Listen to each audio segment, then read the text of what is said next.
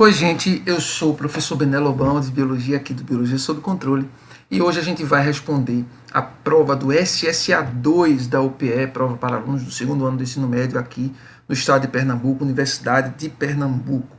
É uma prova que normalmente é extremamente problemática, e esse ano ela foi uma prova bem mais fácil, bem mais tranquila.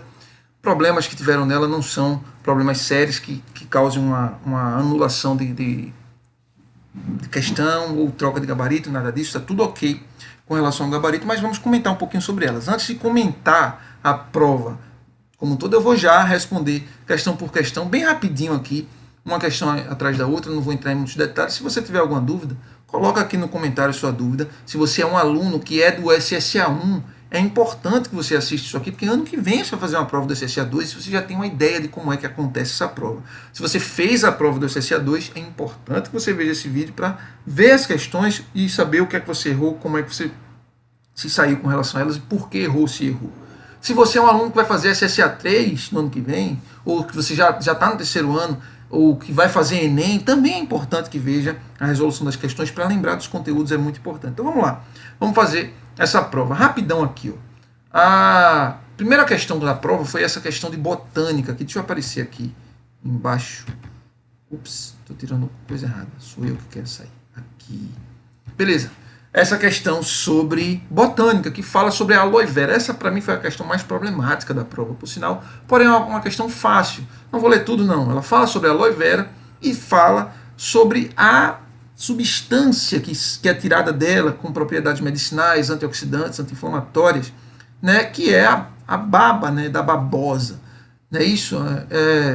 Diz que essa substância mucilaginosa é composta de polissacarídeo, é um gel de aloe vera, e sabe-se que eles estão encontrados no tecido parenquimatoso interno e nos túbulos pericíclicos externos dessa planta. E pergunta de onde ela é extraída, e a resposta é a letra C, a letra D, das folhas.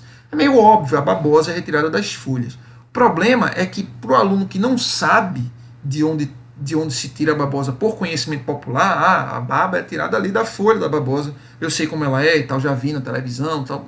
Se não sabe, e é o aluno que estudou botânica, ele vai procurar saber. Ele vai saber que o texto está dizendo que a babosa, né, o gel, vou falar assim, o gel é retirado do tecido parenquimatoso, certo? E do túbulo pericíclico externo. O termo túbulo pericíclico externo não existe em livro de ensino médio. Né? É um termo que foi colocado aí, não tem nos livros de ensino médio. Então, já está errado só por isso. Mas tecido parenquimatoso é um tecido que tem na planta inteira. Vários lugares da planta, raiz tem tecido parenquimatoso, caule tem tecido parenquimático, folha tem tecido parenquimático. Então, não dá para o aluno que não sabe de fato que o gel é retirado da folha, por saber, não dá para ele, pelo enunciado, chegar a essa afirmativa, e isso é um problema, apesar de ser uma questão fácil, ao meu ver, mas é um problema da questão. Mas vamos passar, eu disse que nem ia comentar esses detalhes, já estou comentando. A questão, essa questão 24 foi uma questão que foi de química, na verdade, eu coloquei ela aqui, mas ela foi de química, eu não vou responder, porque ela versa sobre ecologia, né? A gente, quando estuda no terceiro ano ecologia, para poder fazer a prova do SSA3, a gente fala muito disso, para fazer o Enem também, fala bastante disso, e dá para saber a resposta dessa questão, basicamente por aulas de biologia também. Mas a ecologia não é assunto da prova do SSA2, então isso aqui é uma questão de química. Mas é interessante dizer isso porque a questão 28 é uma questão que está aqui, ela é de biologia e é uma questão de ecologia. Não é uma questão de nenhum dos assuntos que está no programa de biologia de fato do SSA2. Então tá aí, um exemplo de acoplamentos em ecossistemas está no ciclo das populações de predadores e presas. Quando ocorre uma explosão nas populações de presas, há mais fonte de alimento para animais predadores, cuja população também aumenta em número. O que podemos afirmar a respeito desse tipo de acoplamento predador-presa? Uma questão até legal, boa, porém que não é relacionada com o conteúdo do SSA2. As respostas da letra A diz: quando a população de predadores cresce, a população de presas tende a aumentar em resposta, aumentando a predação e permitindo que a população de presas se recupere. Não, o aumento da população de predadores faz diminuir a população de presa, óbvio, os predadores vão comer as presas. Só que com a diminuição da população de presas, a população de predadores também vai acabar diminuindo e por conta disso depois a população de presas cresce e aí vai ficando essa oscilação, sobe e desce danado. Tá? Então é errado a letra A. Letra B diz a população de predadores aumenta de forma independente da disponibilidade de presas disponíveis. Claro que não. É claro que vai depender da disponibilidade de presas. A letra C falou acoplamento de um ecossistema do tipo predador-presa é um exemplo de acoplamento feedback positivo, que significa que quando um cresce, o outro cresce também. Quando um decresce, o outro decresce também. A letra, vamos lá. A letra D diz a população de presas tende a aumentar de forma dependente da multiplicação de predadores. A população de presas tende a aumentar dependendo da multiplicação dos predadores. Faz sentido. E a letra E diz o aumento de predadores implica uma predação excessiva, fazendo com que a população de presas tenda a diminuir. Uma frase extremamente fácil de se identificar como verdadeira. O aumento de predadores implica que vai aumentar a predação, é óbvio. E isso faz com que a população de presas tenda a diminuir. Ou seja, é uma questão até fácil. Eu não falei, não comentei se a C e a D estavam erradas ou não, porque elas são muito próximos do certo. A letra C diz que o acoplamento de um ecossistema do tipo predador-presa é um exemplo de acoplamento feedback. Não deixa de ser feedback, porém é um feedback negativo, não positivo. Porque quando um cresce, o outro decresce. E aí depois, esse decrescendo faz o outro decrescer e assim por diante. Aí vai ficar naquela oscilação que eu falei antes. E a letra D diz que a população de presas tende a aumentar de forma dependente da multiplicação dos predadores. A população de presas tende a diminuir dependente da multiplicação de predadores.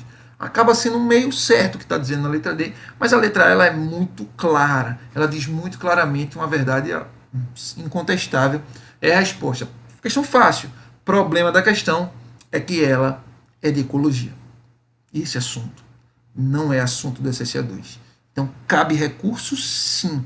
O aluno ele pode cobrar, ainda está em tempo de fazer recurso, ele pode cobrar recurso a respeito dessa questão, porque esse assunto não está no programa, no edital do SSA2. Ok? Então, beleza, essa foi a questão 28. A próxima questão foi a questão de botânica de novo, o que me deixa muito chateado, porque botânica é um assunto importante, todo mundo sabe que vai cair botânica, mas 2 questões em 8 questões no total, onde tem um monte de outros conteúdos para serem vistos, colocar 2 questões de botânica, isso é uma perda de oportunidade da UPE. Poderia ter aproveitado melhor a oportunidade.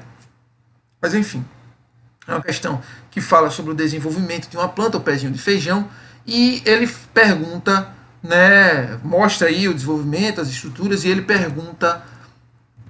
Cadê? Ele pergunta, analisando a cronologia dos experimentos, assinale a alternativa que registra os resultados corretos para os dias 2, 5 e 7, respectivamente. Então é só identificar quais são os eventos que acontecem nesse... tirei de novo você, estou tirando errado. Quais são os eventos que acontecem nesses 3 dias aqui, 2, 5 e 7, de acordo com a imagem que está aqui em cima. Essa imagem aí. No dia 2, essa primeira onde a raiz está começando a se desenvolver a partir da semente, aí desenvolve um pouco mais. No número 5, no dia 5, a semente ela já saiu da terra, e aí está saindo essa estruturazinha inicial, né, da semente, que a gente chama de hipocótilo, e aí era saber o nome mesmo, não tem muito o que fazer.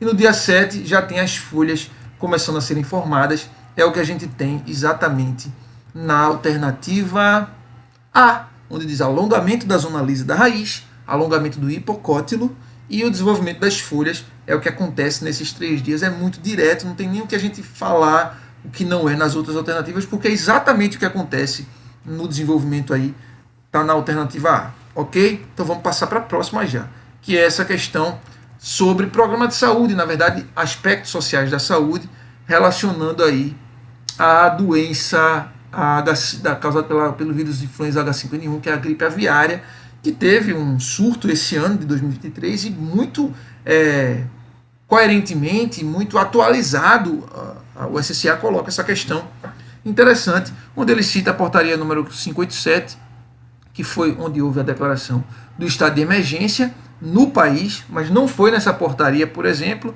que se recomendou-se à população este cuidado que é citado aqui. Essa portaria não fala nada sobre os cuidados a serem tomados.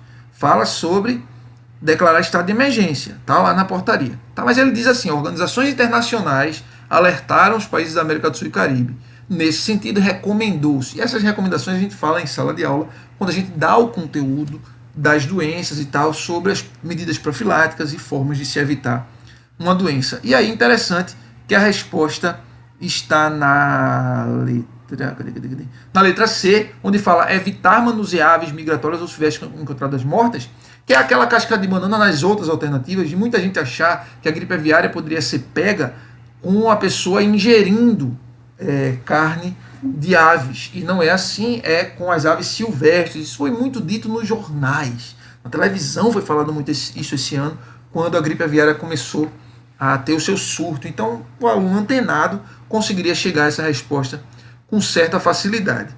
Aí temos a questão 36, essa questão dessa imagem aí bem legal. Deixa eu sair daqui da frente. Não, vou sair tudo. Deixa eu sair aqui da frente, vocês me ouvem.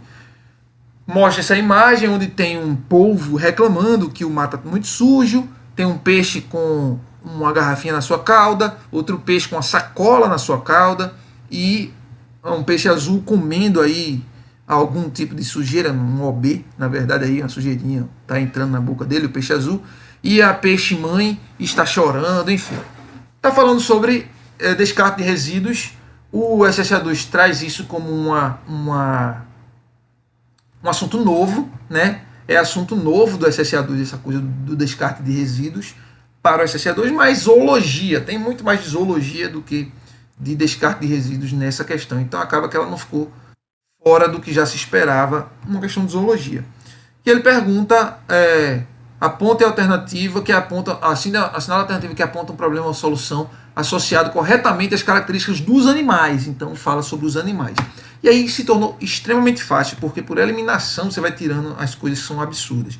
Por exemplo, na letra A diz que o molusco do grupo é um cefalópode, está certo, e diz 3 dos seus 6 tentáculos. Se você olhar a imagem, ele tem 8 tentáculos, está lá, mas todo mundo sabe que os cefalópodes são octópodes. Então, 8 tentáculos, não 6. Na letra B diz o craniado verde, ao ingerir o lixo por meio da sua boca situada na posição ventral. Todos os peixes que aparecem nessa imagem são peixes ósseos. Visivelmente, não tem um tubarão, uma raia aí. E os peixes ósseos têm boca frontal, tem boca cranial e não ventral. Quem tem a boca na posição ventral são os peixes cartilaginosos, então também está errado. A letra C diz os osteíctes, que são os peixes ósseos, são dioicos e a maioria tem fecundação externa, ok, precedida de corte nupcial. Por causa da sacola presa em sua nadadeira caudal, o peixe lá que está com a sacola sofrerá danos na sua reprodução. Campanhas voltadas ao descarte correto do lixo minimizariam o problema, claro, essa é a resposta tranquila demais. A letra D fala que os peixes ósseos têm esqueleto axial e apendicular. Sua característica é que só aparece a partir de anfíbios. Então peixes não tem, nenhum peixe tem esqueleto ósseo, esqueleto axial e apendicular. Então também está fora. E a letra E fala que a mamãe peixe tem nadadeiras lobadas, sistema circulatório fechado, composto de artérias, veias capilares e coração com 3 câmaras. Se você não sabe a diferença entre peixes com nadadeiras lobadas e peixes com nadadeiras raiadas, né, o Sarcopterige e os Actinopterige, e aí já matar a questão por isso, se não sabe, tudo bem. Ele disse que o peixe tem coração com 3 cavidades, é claro que não. Então está errada também, é uma questão fácil, eu considero também. A questão 39, essa questão aí sobre as doenças que ele chama, ele colocou escrito aqui na tabelinha doenças causadas por pombos, pelos pombos. Nenhuma dessas doenças citadas aqui são causadas pelos pombos, um erro grotesco da UPE. Os pombos são vetores de transmissão. Os pombos eles têm essas doenças em si, até porque são causados, está escrito do lado, agente causador aqui, está escrito aqui do lado. Agente causador é o bactéria, fungo ou vírus, e não pombo. Pombo não causa doença. Pombo transmite a doença. Tá? Enfim, cita várias doenças, criptococose, salmonelose, encefalite de São Luís, histoplasmose e psitacose.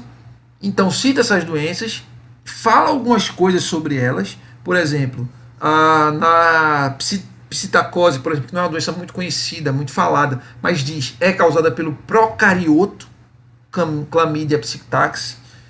Se é procarioto, só pode ser bactéria, então dá para identificar rapidamente.